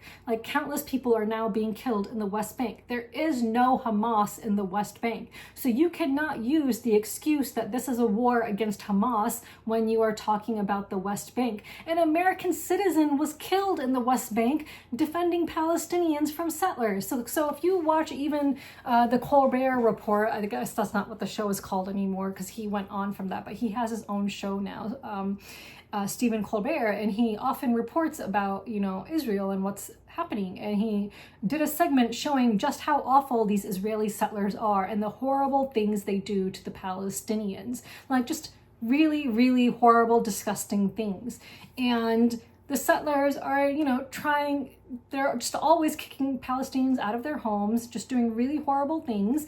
And so Americans will go there to volunteer to try to keep the peace and try to protect the Palestinians. And an American citizen was recently killed in the West Bank.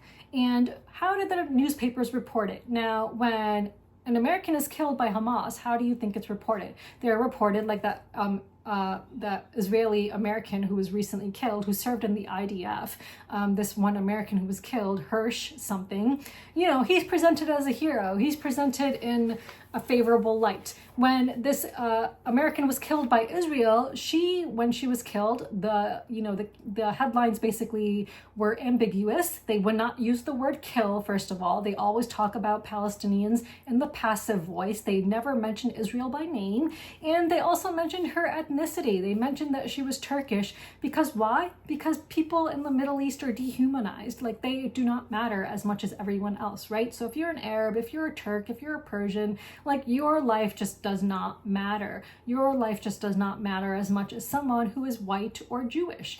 So yeah, so they, basically mentioned, a Turkish American woman found, dead in Israel, like, or in the West Bank, but they don't mention that it's Israel that killed her. They don't mention that it was with a point blank gunshot to the head. Like, none of these things are mentioned. And that's always the case when Americans are killed by Israel, and of course when Palestinians are killed by Israel. Like, massacre after massacre after massacre we've seen, and the headlines are always in a passive voice and never mention Israel by name, never talk about Israel's, complicity. Not just complicity isn't even the right word. Like, it's them. It's like they're the ones who are doing it. Like, they're the ones who are committing these war crimes.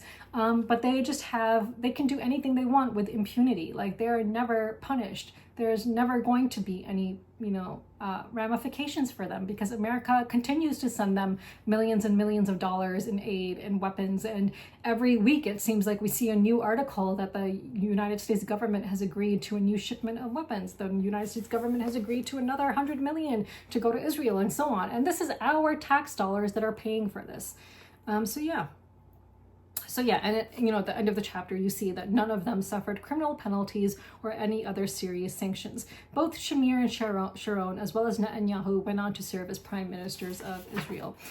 So yeah, so that is that. So that was chapter 4 of this book, and that was the 4th declaration of war, which was basically when Israel went into Lebanon and even occupied southern Lebanon. And so yeah, so I don't know what to say, really. We're going on a year of this genocide now, and this book, it feels like everything in this book applies to today, because it does. Like, all the same tactics, everything that Israel does, it still applies. It still applies. And everything the United States is doing still applies to today. So let me know what your thoughts are on chapter 4 and how you think it relates to today, and just, let me know what you think. And if there were any other insights that, I didn't mention that really stuck out to you, please let me know in the comments below. So for next week, I think we should read all of chapter 5, just because we're coming up on 1 year of this genocide. And so I'd like to finish this book before we come up on the 1-year anniversary of when the genocide of the Palestinians began. But of course, looking at this book, we can say that really it began over 75 years ago, but you know what I mean. Like, the intensity of it has been really great since October. So let's just read all of chapter 5 for the next week, because it would be great if we could finish this book sooner rather than later and then move on to another book. But let me know your thoughts in the comments below. So for next week, read all of chapter 5, the 5th declaration of war. And if you can't finish it, don't worry about it, because it's a long chapter, I understand, and we have only a week to read it, but I will not be shooting I will be shooting a new video next week, but not the week after, but I'll discuss a little more about that at the end. But don't worry too much if you can't finish the whole chapter. It won't be that big of a deal, because after chapter 5, I think is the conclusion, in fact. No, there's a 6th declaration of war and then a conclusion. Okay, so this will still go into October. But yeah, try to read all of chapter 5 if you can for next week. Okay, so let's move on. So I do want to just talk a little bit about the board game industry and politics. But before I do that, I do want to mention, I guess I come across as someone who, I've made it very abundantly clear that I am not voting for Kamala. I cannot in good conscience vote for someone who is fully in support of a genocide. Does that mean I believe that Trump is not in support of a genocide? No. So someone commented on the video from last time saying that it comes across as me being in support of Trump or thinking that he's better. He is not better, and the reason I don't devote time to talking about him is because I feel that he's not better, and I've already made it clear that I'm voting for Jill Stein. Like, I cannot in good conscience vote for someone who is basically saying that over and over again that Israel has a right to defend itself, which is basically code for Israel can do whatever the hell it wants, kill as many civilians as it wants, and it's fine. And they've basically made it clear that they will not stop arming Israel. They will not stop funding Israel's genocide. Whereas Jill Stein has made it clear that she would end it. And ironically enough, Jill Stein is the only Jewish candidate on the ballot. And again, she's not on the New York ballot, so I have to write in her name, but luckily I do live in a write-in state. But she is Jewish, and she is the only candidate, the presidential candidate, who is speaking up against Israel. So yeah, so I am voting for Jill Stein. I do not think Trump is better than Kamala. Quite frankly, I think they're both almost equal in terms of what they are. Like, I've seen countless things talking about what the current administration has done, and she is the current vice president, as opposed to the Trump administration. And I've seen things which she says she's going to do, and nowadays, honestly, there's not that big of a difference between her and Trump. The only difference really is when it comes to women's rights, women's reproductive rights, which are important to me, but in my view, I cannot put my needs or my desire for better women's reproductive rights in this country ahead of a genocide, because in my view, nothing is worse than a genocide. Like, there's nothing that you can come up with in this world that could be worse than eliminating an entire population of a people. Like, what is worse than genocide? Yes, it's terrible that women's rights have been eroded in this country, reproductive rights.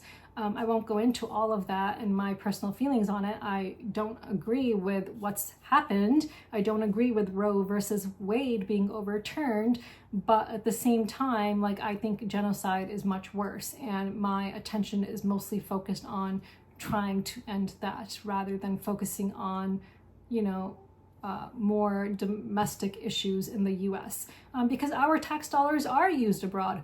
A great percentage of our tax dollars is going to Israel. Like, I don't know how to ignore that. Like, I don't know how Americans can ignore that. Like, it's our tax dollars which are funding a genocide. So it does matter. So while it may not seem like it's a domestic issue, it is a domestic issue, because what could those tax dollars be used for instead? As I've mentioned before, I used to be a housing attorney, and I know firsthand how bad the housing crisis is in this country. Like, I've seen it firsthand. I was a housing attorney for 7 years, representing people who were about to be evicted, trying to keep them from becoming homeless. I've had clients who became homeless because, unfortunately, there was no legal defenses, and we would try to use the system as much as we could to defend them. So, as an attorney, you use the system to come up with your defenses. So if someone makes an error procedurally, you point out those errors, even if they're just procedural errors that can get an eviction thrown out, so that's basically a delaying tactic. How do you solve these issues? Though you need to solve them at the root. Like, legal aid attorneys are band-aids. You are just putting a band-aid on a problem. You're not fixing the problem. How can these problems be fixed? By spending money on fixing them. And where does that money come from? Taxes. So if our taxes are going to Israel and funding a genocide, those taxes are not being used to solve the housing crisis in America. It's not being used to solve the healthcare crisis in America. It's not being used to solve the student loan crisis in America, which very greatly impacts me. So I have a crap ton of student debt. I cannot even tell you the amount. It's just embarrassingly high. But yeah, so, I'm affected by that too. Like, it's just, there's just so many things that I would rather see our tax dollars being used for. So yes, I am an American. I was born and raised in this country, and maybe people think I'm being unpatriotic by voting for Jill Stein. Like, people have come up with some crazy, wild accusations about her, which have been disproven if people want to go and find all the truth, but, propaganda is what you're going to see leading up to an election. Like, all you're going to see is propaganda from one side, from the other side, from every side. That's what you're going to see. But for me, nothing is worse than a genocide. And so for me, that's why I'm voting for Jill Stein. But no, I do not think Trump is better than Kamala. I remember waking up, I was back in the US when the election happened, when Trump won. I had moved back from London a couple months before, and I remember waking up on the morning that Trump won, and I was just in complete shock. Of course, at that time, I couldn't have known how bad it was going to be until he actually became president. But you know what? We endured 4 years of Trump. I suppose, I don't know. I do think that he is a danger to democracy, but at this point in time, I think even the Democrats are a danger to democracy. Maybe not at the same level, but I do think we have a duopoly, and I think we are not really given a choice anymore, and the Democrats and the Republicans are very, very close to each other in terms of policies now. So if you want to take a look at, their policies on immigration and things like that, they're not really that different. In fact, Kamala made some things worse for immigrants rather than better. So not Kamala Biden, I mean the current administration. So, if you look at these things, you can see, that they're not that different after all. And I know certain people in this industry who I mention by name all the time, but I'm not going to mention in this video, but you know who they are. And they will make all these tweets, even though that person lives in Canada, but he's making all these tweets about the current election and talking about how it's really like, really low and really uneducated to say that the Democratic and Republican candidates are similar and that there's no difference and blah, blah, blah. Like, he's made, statements like that. I would really love to know what he's reading or what research he's done about what the current administration did during its 4 years and how certain things actually got worse and not better in terms of, for certain groups of people. And I think certain people are not educated on a lot of topics but act like they're experts on everything.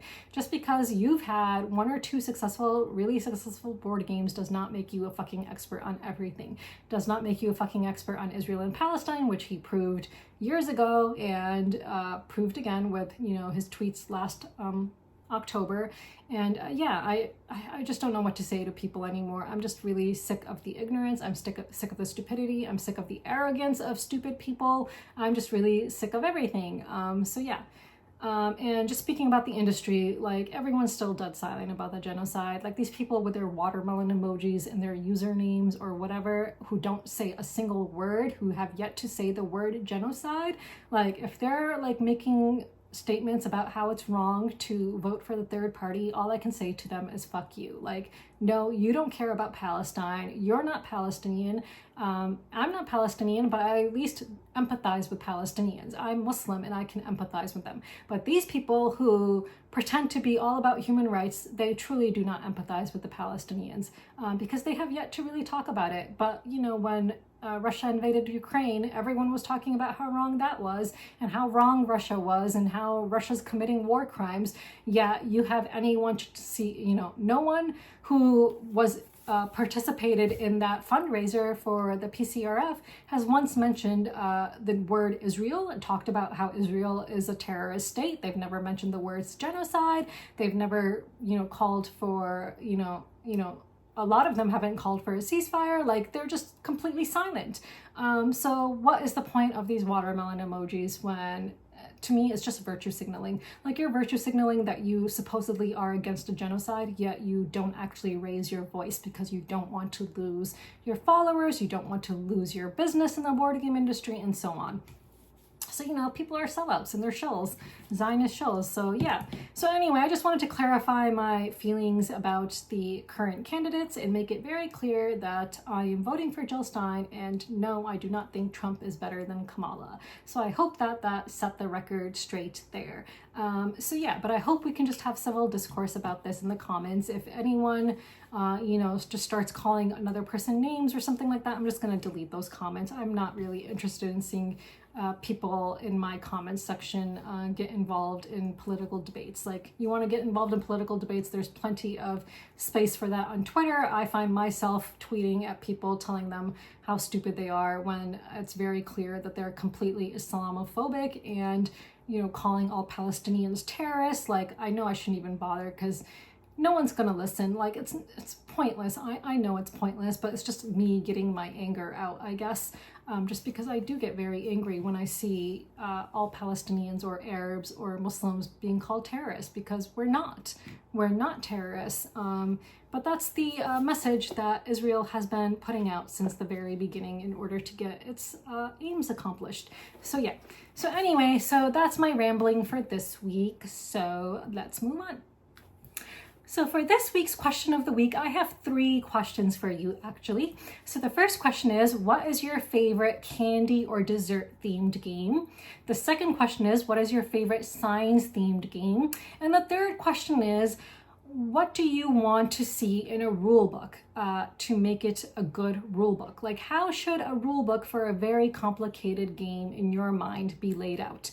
And I asked this question because I do think that some rule books are better than others. So for me personally, I like it when a rule book like lists the overview of the game, like the basic phases of the game. So for example, in Sweetlands, it'll tell you, okay, first you're going to have the starting phase where you're going to do basically all the starting things like collect income and get cards and so on. Then you have the action phase, and here are the actions available to you. And then list out each action before going into detail of what those specific actions are. And then list what happens when you pass, and then talk about the cleanup phase and so on. Like, I like books, rule books that can explain like an overview of the whole game first before going into specific sections. Like, they should just really break it down really well like that. Like, I think, you know, people can get overwhelmed if they don't get an overview of the game first. So if you get a rule book of the game where, you know, it's going through the starting phase, and then it's going through, then after that, it just talks about each action specifically in great detail without just mentioning what are the available actions that you can take during the actions phase. And then, you know, I just want to see a rulebook that just kind of shows you what the flow of the game will be like before getting into too much detail that can be overwhelming. So yeah, just tell me what your thoughts are on rulebooks and what else you would like to see in a rulebook that would be helpful. Because of course, as someone who is designing her own game, like, that's also important to me. So yeah, so I would love to know your thoughts on what makes a rulebook good and how you would like to see it laid out. So again, tell me what your favorite dessert themed game is, what your favorite science themed game is, and then tell me what you would like to see in a rulebook. And until next week, bye.